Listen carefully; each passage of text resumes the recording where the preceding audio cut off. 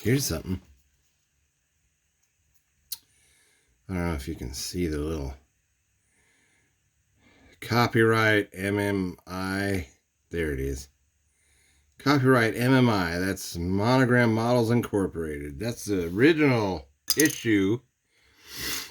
I've already scraped off the Revell monogram made in China. And, yes. I found more warpage, but this time on the fuselage. And the Revell monogram fuselage is subtly warped, where if you're looking at them, it doesn't look like they're warped, but when I tried to put them together, the tail section just refuses to line up. So I thought, well, I got my old monogram issue kit out. Let's see what happens when we put these together.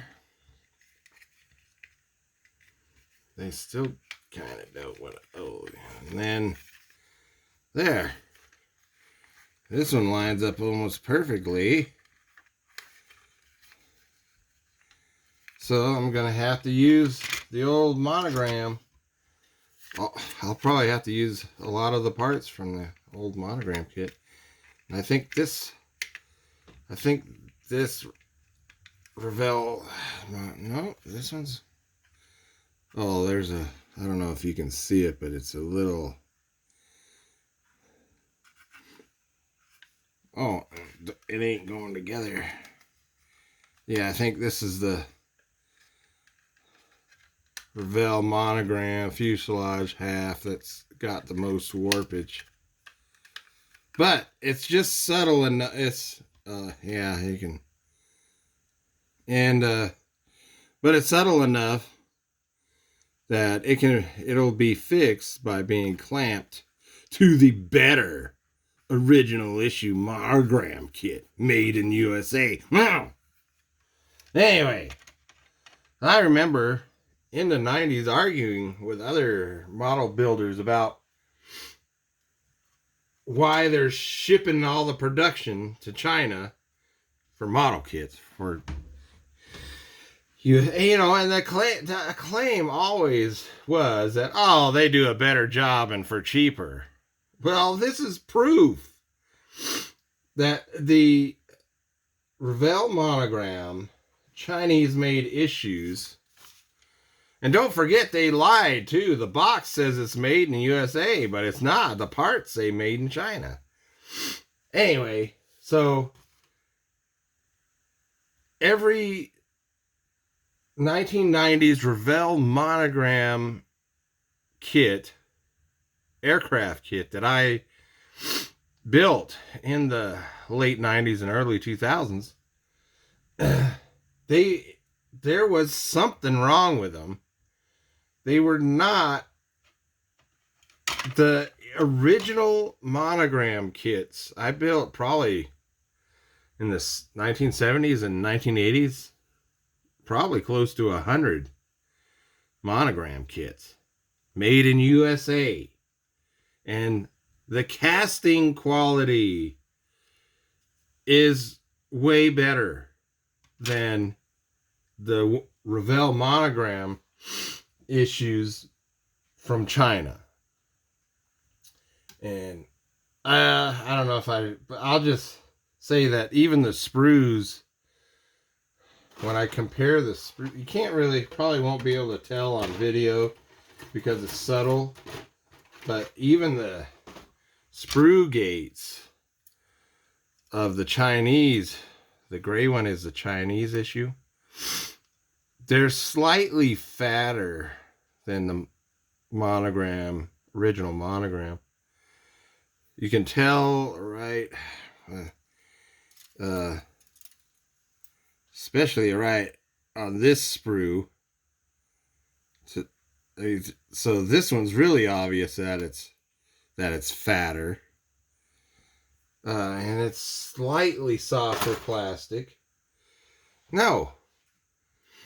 I think the U.S. model companies made a real mistake shipping all the work to China. But of course they weren't obviously weren't concerned with quality. They were concerned with cost of labor. Well, yeah.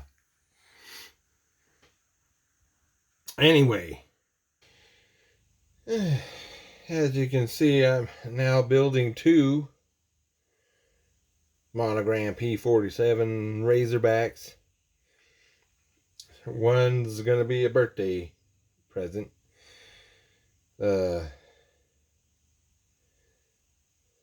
These kits, apart from the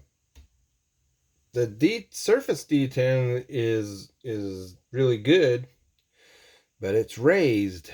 A lot of people don't like that because, you know, there's not such a thing as raised panel lines. But the rivets, that, you know, anyway, so this kit, the Razorback, was an improvement over the Monogram's 1967 bubble top. And there was apparently some problems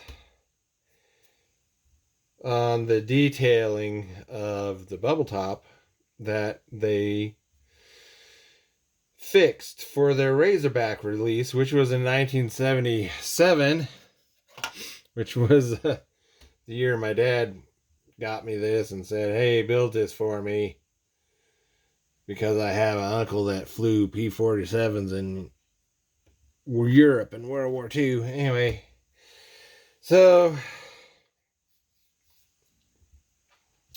the thing is that even with the apparently they never fixed the bubble top problems, whatever people complain about detailing problems, but these kits from 1967 to about 1990, mid-90s, when Hasegawa issued their kits, and I don't know when Academy issued theirs, but there's apparently, the reviews I read, there's still even problems with the Hasegawa and the Academy kits. So, you know, this old Monogram kit is still viable.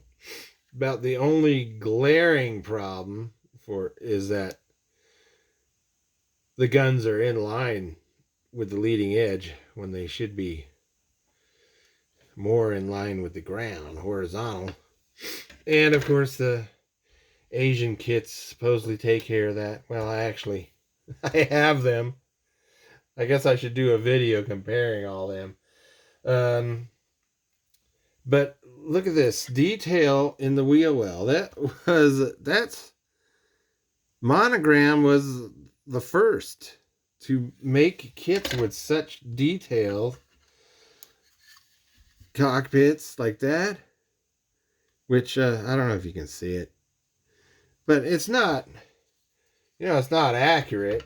And the instruction, the Revell Monogram issue that I have gives you photos of the actual cockpit, and you can tell they're not accurate. But when you realize what people had before Monogram came along, you had a really crappy Lindbergh, really bad, really crappy, and you had the Tester's Hawk, and no detailing in the wheel wells or the cockpit, and surface detailing was a joke. And anyway, so this was a huge leap. Working on a little guy. And I'm going to use this decal sheet. Yeah. And what else happened? I'm contemplating on whether I should go ahead and spend the time to cut this gun sight. That's supposed to be the gun sight heads up glass. Cut that off and replace it with a piece of clear. So just the end of this update. Just trying to eventually, as usual, eventually I'll get it done. Alright then. Till the next one.